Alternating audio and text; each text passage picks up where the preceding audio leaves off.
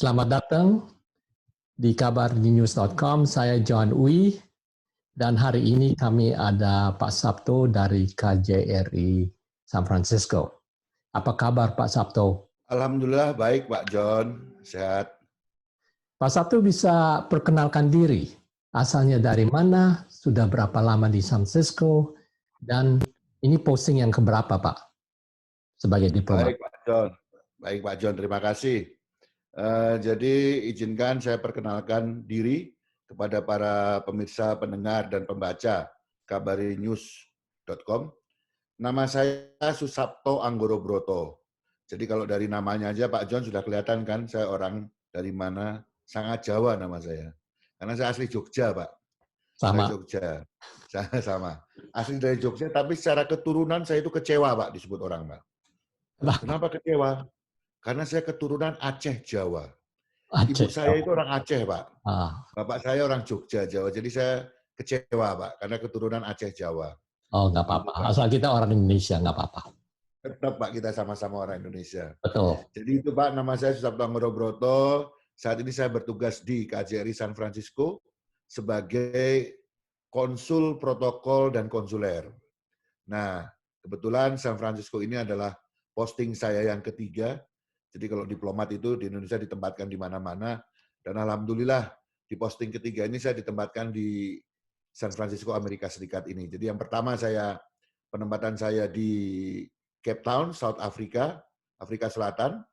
Lalu second post saya adalah di Kuala Lumpur, Malaysia, close from home, sangat dekat waktu itu posnya di Kuala Lumpur. Nah lalu yang ketiga saat ini adalah di San Francisco. Cuman memang saya lebih banyak berkecimpung di dunia urusan terkait dengan masalah perlindungan warga negara Indonesia di luar negeri. Dan kebetulan sejak tahun 2011 sampai dengan 2017 sebelum saya penempatan di sini, saya sangat aktif dalam penanganan perlindungan WNI hampir di seluruh berbagai belahan bumi di dunia ini. Gitu. Itu Pak perkenalan saya. Baik. Bisa dijelaskan apa itu protokol dan konsuler, karena saya kira masih banyak WNI dan diaspora yang kurang paham mengenai protokol dan konsuler. Jadi kalau mendengar protokol dan konsuler, sebetulnya ini adalah dua fungsi yang berbeda. Tetapi biasanya kalau di sebuah perwakilan atau di sebuah kedutaan begitu, ini dijadikan satu bagian, Pak. Karena ini saling terkait. Yang jelas kalau protokol mungkin kita semua tahu bahwa protokol itu terkait dengan tata cara, satu set of rule, pedoman untuk melakukan sesuatu supaya seragam dan sama.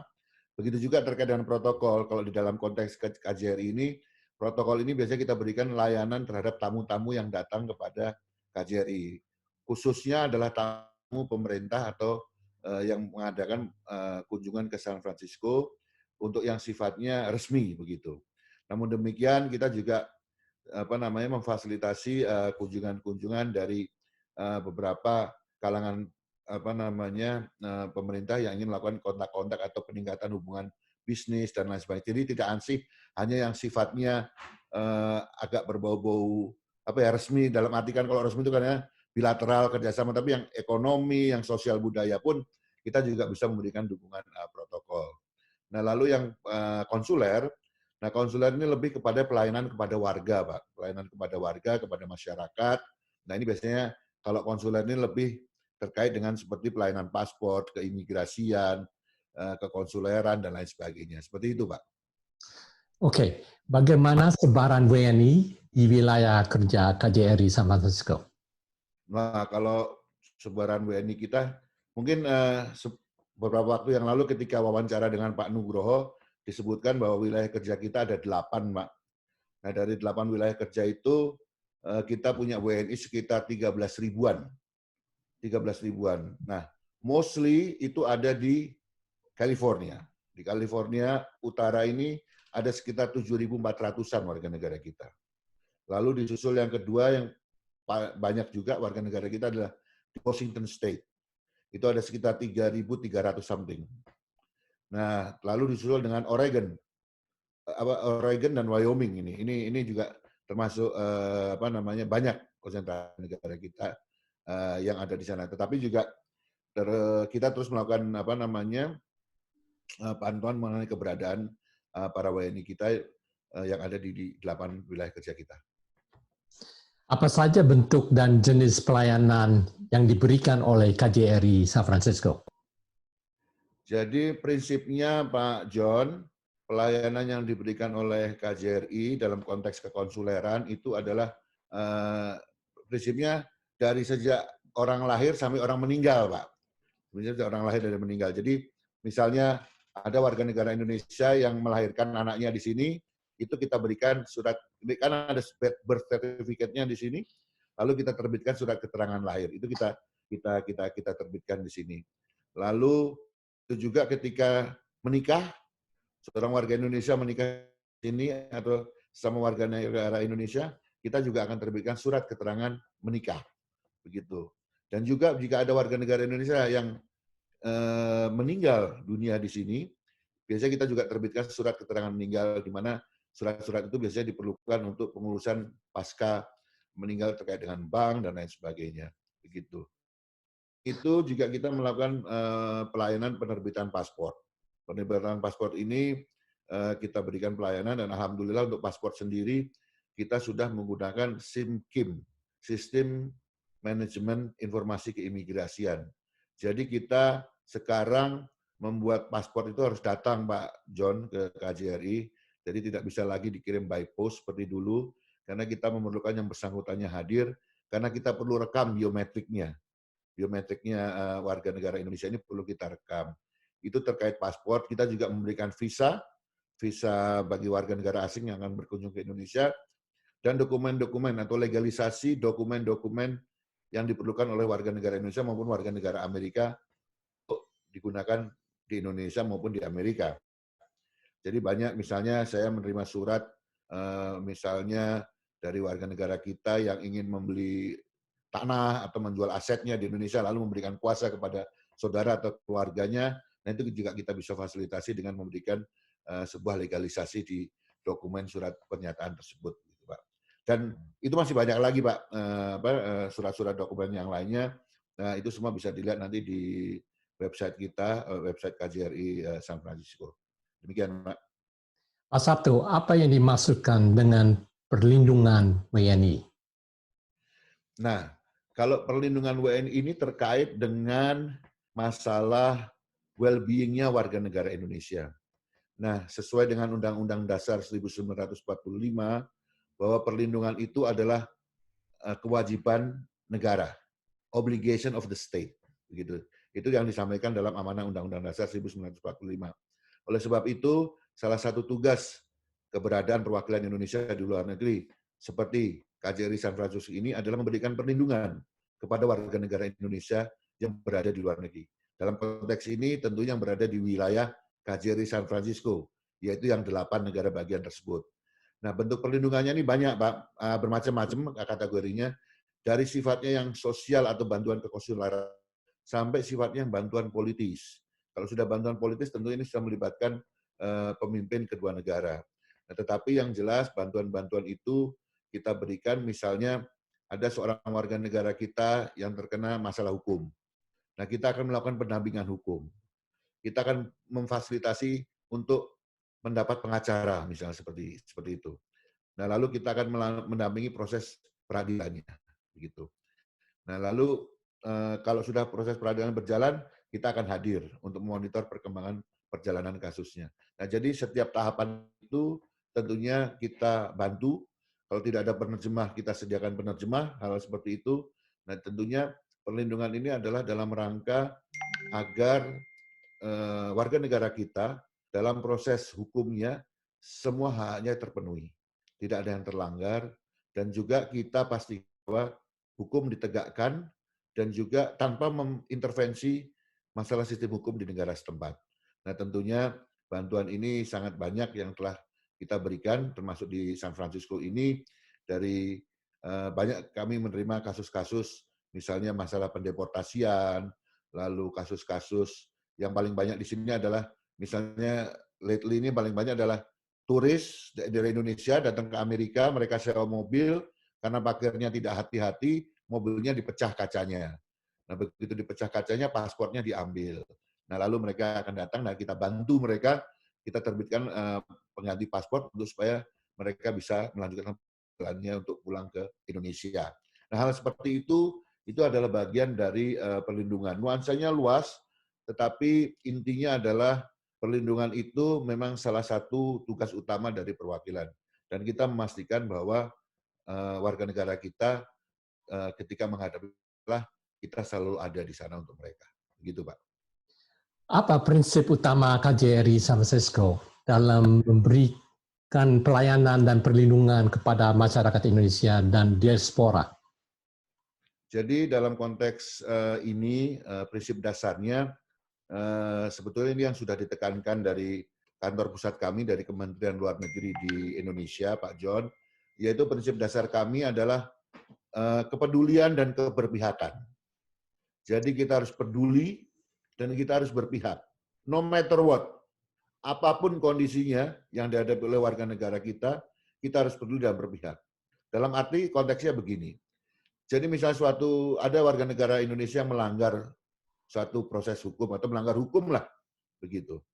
Nah tentunya kita harus wajib juga memberikan perlindungan dengan kepedulian dan keberpihakan. Dalam artian bahwa kalau dia memang bersalah, ya kita upayakan permasalahannya itu prosesnya berjalan sesuai dengan ketentuan negara setempat, dan tentunya kita berupaya untuk tetap mendapatkan hukuman tapi yang seminimal mungkin. Nah, apalagi kalau yang memang mereka sebagai yang bersalah begitu. Karena dalam konteks perlindungan itu ada dua, Pak, status warga negara kita, yaitu pertama dia sebagai korban dan ada juga yang sebagai pelaku. Nah, kalau yang korban tadi yang seperti saya sebutkan tadi, yang paspornya hilang karena mobilnya dipecah dan lain sebagainya, kecopetan, kalau kasus tenaga kerja misalnya yang dianiaya oleh majikannya dan lain sebagainya. Nah, tetapi ada juga sebagai pelaku, Pak, karena ada juga warga negara kita yang tukang copet juga gitu, yang suka nakal juga begitu. Nah, tentunya kita juga harus memberikan bantuan perlindungan kepada yang sebagai pelaku ini juga. Nah, jadi kepedulian dan keberpihakan ini dua konsep yang melekat, tidak bisa terpisahkan. Jadi, dan ini sudah benar-benar diterapkan di seluruh perwakilan Indonesia yang ada di luar negeri. Jadi nanti kalau Pak John Oy misalnya menelpon ke KJRI menyampaikan ke Pak saya misalnya saya nggak ada begitu, terus nelpon salah satu staf misalnya siapa Pak Nugroho begitu Pak, Bapak telepon, Pak Nugroho ini warga negara Indonesia bermasalah. Lalu Pak Nugroho bilang, wah maaf saya bagian ekonomi, itu urusannya Pak Sabto. Tidak boleh bilang gitu. Pak Nugroho wajib langsung menangani itu karena kita semua harus peduli ya dan berpihak. Jadi begitu ada pengaduan pertama, Pak John sampaikan ke Pak Nugroho, pasti Pak Nugroho akan terima dan Pak Nugroho akan sampaikan ke saya. Lalu untuk kita tangani bersama. Jadi seluruh staf KJRI itu kalau terkait dengan perlindungan dan pelayanan, mereka siap, Pak. Jadi mau dia bidang ekonomi, mau dia bidang sosial budaya, mau dia bidang ketatausahaan atau administrasi, once itu menyangkut masalah perlindungan warga negara atau terkait dengan pelayanan, mereka wajib. Demikian, Pak. Oh, hebat ya. Multi ability ya semuanya. Betul, Bapak. Oke. Selama masa pandemik COVID-19 ini, apa saja dilakukan KJRI San Francisco kepada WNI diaspora di wilayah kerja KJRI San Francisco? Terus terang Pak John, sesuai dengan arahan dari pemerintah setempat, dalam konteks ini pemerintah California dan juga pemerintah San Francisco, kita KJRI melaksanakan shelter in place. Jadi kita memang sudah tidak lagi bekerja di kantor, kita bekerjanya dari rumah, working from home istilahnya. Nah jadi, namun demikian, kita setiap hari tetap ada piket di kantor untuk memastikan bahwa jika ada hal-hal yang urgent, ada orang yang datang ke kantor, itu ada jadwal piket. Setiap hari kita gilir hanya 2 orang yang stand untuk mengantisipasi hal yang tidak diinginkan. Nah, terkait dengan masa pandemi COVID ini, terus terang kami KJRI San Francisco agak sulit menjangkau mengenai misalnya pertanyaan berapa sih warga negara Indonesia yang terkena COVID, gitu ya. Karena terus terang kami agak sulit ini karena yaitu tadi, kadang ini kan terkait dengan privasi seseorang ya, privasi seseorang, jadi memang kita agak sulit untuk mendata ini yang ada di wilayah kita yang terkena COVID. Nah, tapi kita juga menghargai prinsip dasar ini. Jadi kita dengar ada yang sakit di sana, ada yang sakit di sini, ada yang sakit di sana, tanpa kita mengekspos lebih lanjut. Nah, dalam konteks ini dari masa pandemi ini tentunya banyak sekali yang terkena dampak, Pak. Terkena dampak khususnya warga negara Indonesia yang ada di luar negeri, baik itu yang tadinya bekerja menjadi tidak bekerja, yang tadinya student harus untuk sementara harus online di kosnya, lalu juga ada warga negara kita yang lain. Nah, terkait dengan hal ini, KJRI San Francisco itu memberikan bantuan, Pak. Memberikan bantuan, bantuan dalam konteks bantuan logistik ya, Pak ya. Bantuan logistik kepada warga negara Indonesia yang memerlukan tentunya. Jadi nanti tinggal teman-teman